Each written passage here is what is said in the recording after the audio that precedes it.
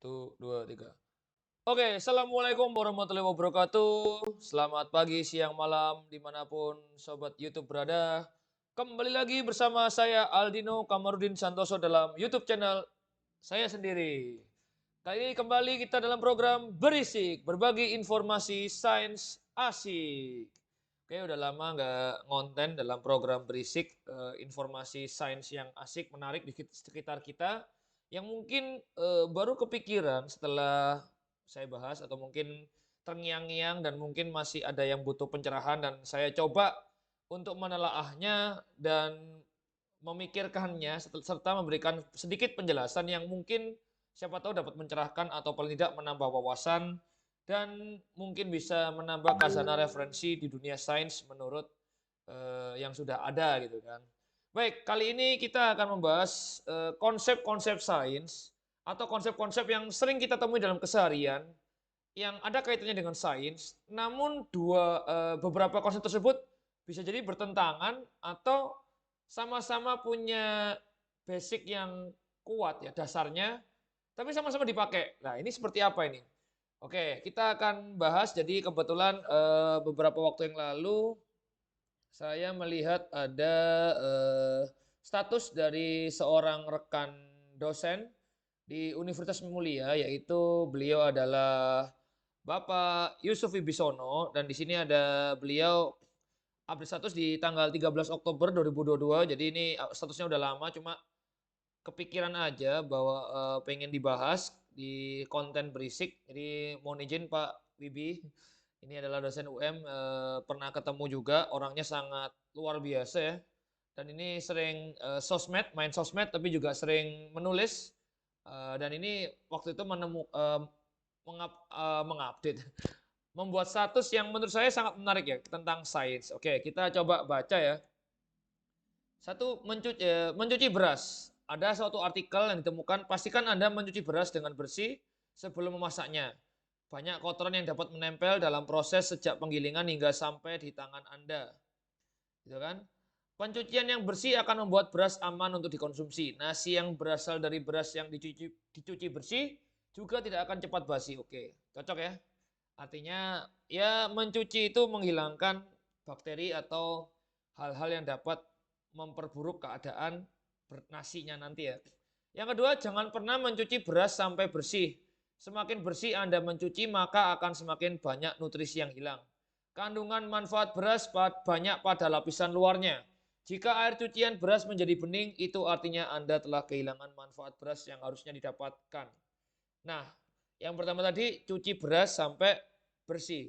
Yang kedua, nggak usah bersih-bersih, karena kalau bersih-bersih kandungan zat-zat yang bermanfaat justru ikut tercuci. Nah, terus yang benar yang mana ini? Oke, satu ya, ini oke, kita tahan dulu, mungkin ini akan kita bahas di akhir secara lebih mungkin lebih umum ya. Yang kedua, menyimpan telur. Artikel 1, penting sekali untuk mencuci telur hingga bersih sebelum Anda menyimpannya di kulkas. Telur unggas umumnya melewati proses yang tidak higienis. Beberapa jenis telur biasanya bercampur dengan kotoran unggas. Jika Anda tidak mencucinya, maka bakteri dan kuman yang menempel pada telur akan menyebar ke tempat lain. Oke, mirip dengan yang beras yang pertama tadi ya. Jadi dibersihkan dulu supaya bakteri-bakteri yang membusukkan atau memperburuk kondisi bahan atau telur tadi, beras sekarang telur, menjadi hilang gitu sehingga tidak merusak. Yang kedua, telur memiliki lapisan pelindung tipis yang menahan kuman dan bakteri masuk ke dalam. Jika Anda mencuci telur, maka lapisan itu akan rusak dan Anda telah mendorong kuman dan bakteri untuk masuk ke dalam telur lewat pori-pori di cangkangnya. Dan telur akan cepat rusak dan busuk. Jangan pernah mencuci telur kecuali segera dimasak. Yang kedua ini kembali, jangan mencuci terlalu bersih karena malah ngerusak lapisan normal yang menahan bakteri atau kuman-kuman yang dapat merusak isi telur. Sama kayak beras tadi ya, lapisannya malah kalau beras tadi manfaatnya ikut luntur dicuci, tapi kalau telur ini lapisan pelindungnya terkikis. Nah, oke, ini yang ketiga, minum sebelum makan. Artikel 1, minum segelas air putih sebelum makan sangat bermanfaat untuk melancarkan proses pencernaan. Kebiasaan minum sebelum makan juga akan membantu menurunkan berat badan, sebab tanpa sadar akan mengurangi porsi makan. Menambah jumlah konsumsi air putih sebelum makan juga berfungsi mengurangi konsumsi gula, sodium, dan lemak. Oke, jadi sebelum makan digelontor dulu tubuh kita supaya bersih dan lancar. Pencernaannya jadi apa namanya lebih lancar gitu ya. Saluran-salurannya digelontor dulu. Lalu secara tidak langsung kita tidak makan dalam porsi yang banyak karena udah kemasukan air gitu ya. Oke, yang kedua, jangan terbiasa minum sebelum makan, itu merugikan. Tubuh kita kira-kira membutuhkan waktu sekitar 2 jam untuk mencerna makanan. Konsumsi air minum sebelum makan akan mempercepat proses pencernaan karena makanan memasuki usus besar lebih cepat daripada seharusnya. Itu jelas sia-sia karena nutrisi makanan tidak diserap maksimal oleh tubuh. Selamat pagi, semoga semua sehat. Oke, saya like. Dan ini menarik ya. Jadi oke, kita lihat ya, ada artikel yang saling menjadi counter atau perlawanan antara satu dan yang lain. Ya, walaupun bukan perlawanan tapi kayak konsep yang loh ini yang benar yang mana gitu kan ya. Jadi, Pak ini yang harus dilakukan yang mana, Pak? Misalkan yang pertama beras.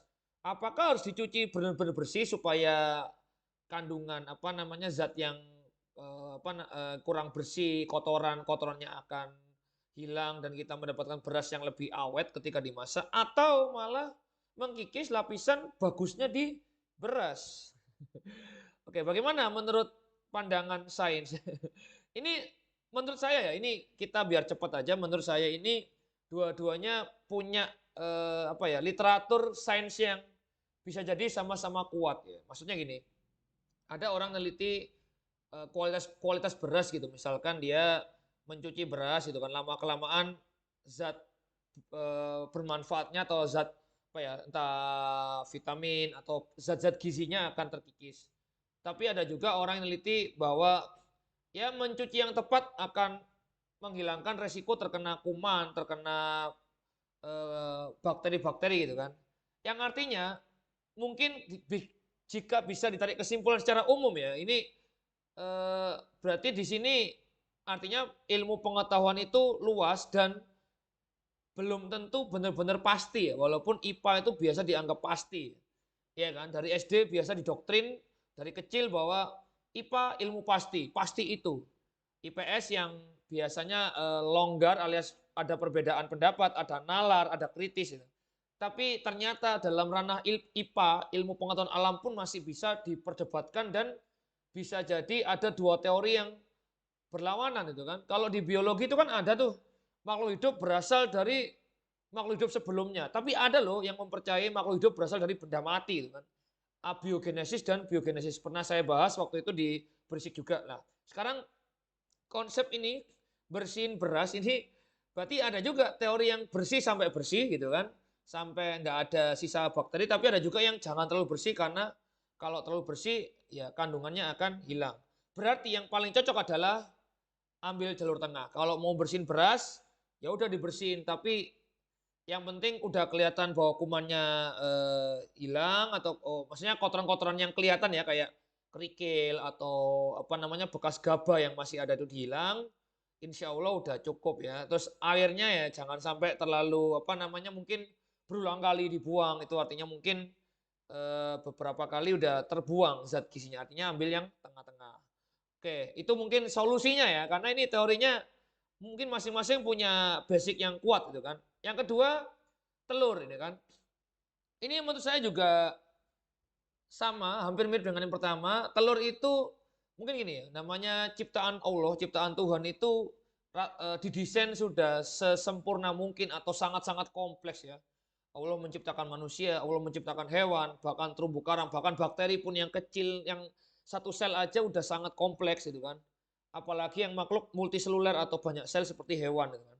Telur adalah ya dari hewan itu kan, yang mana konsep eh, cangkangnya ini aja udah unik, sangat kompleks loh. Cangkang yang sangat keras tapi diketok tek pecah gitu kan.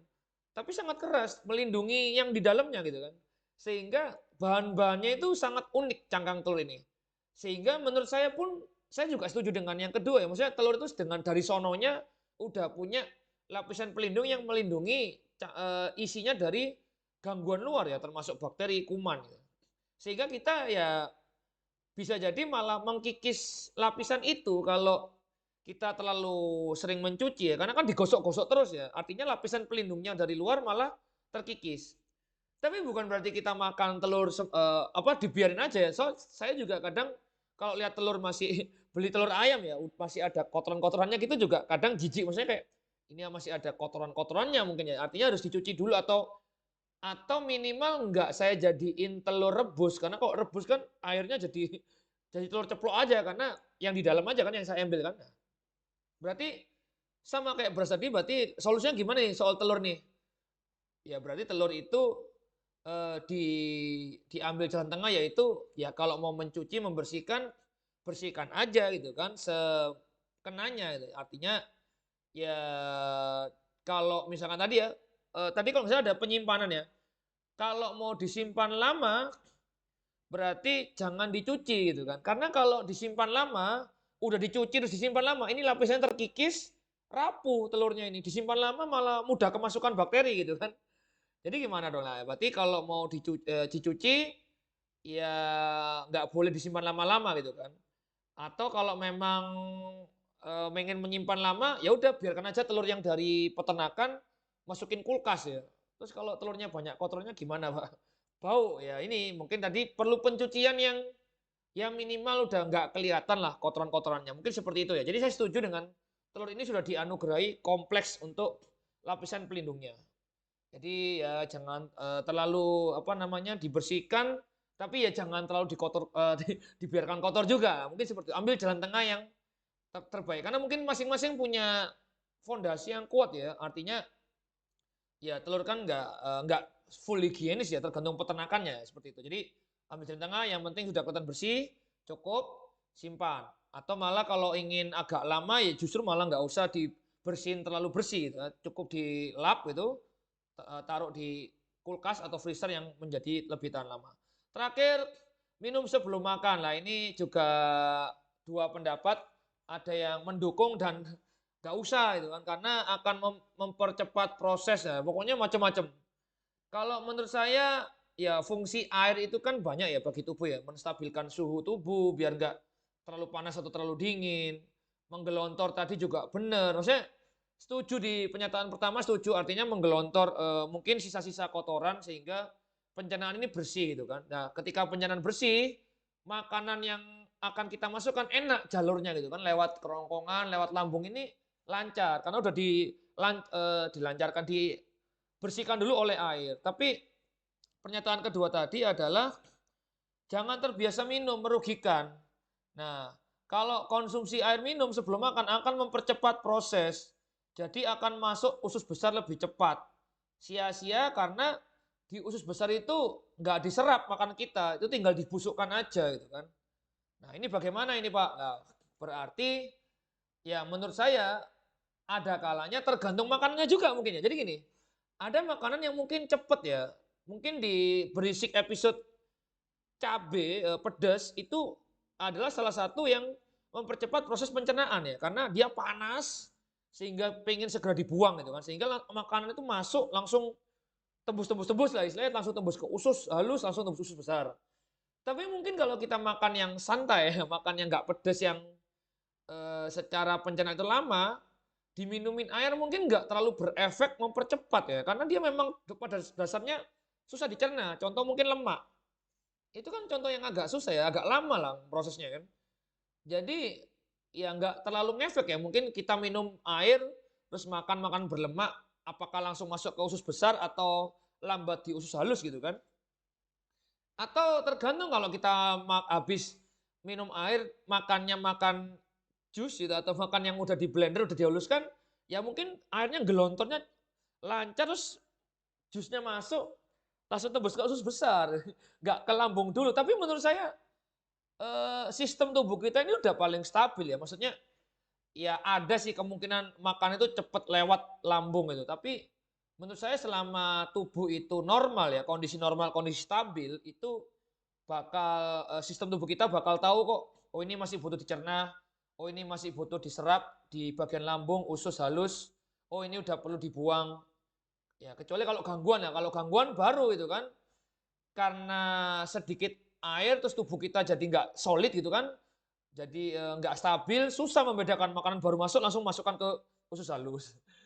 Oke, jadi mungkin itu saja yang dapat saya sampaikan. Mungkin ada pendapat lain, jawaban lain, silakan tinggalkan di kolom komentar atau lewat media sosial saya, akan saya share di deskripsi. Terus eksplorasi sains, puaskan rasa keingintahuan dengan banyak membaca, banyak nonton konten-konten sains menarik, dan saya masih butuh banyak kritik dan saran tentang konten berisik berbagi informasi sains dan asik. Sampai jumpa di pertemuan berikutnya. Wassalamualaikum warahmatullahi wabarakatuh. Dadah. Jangan lupa like, comment, dan subscribe.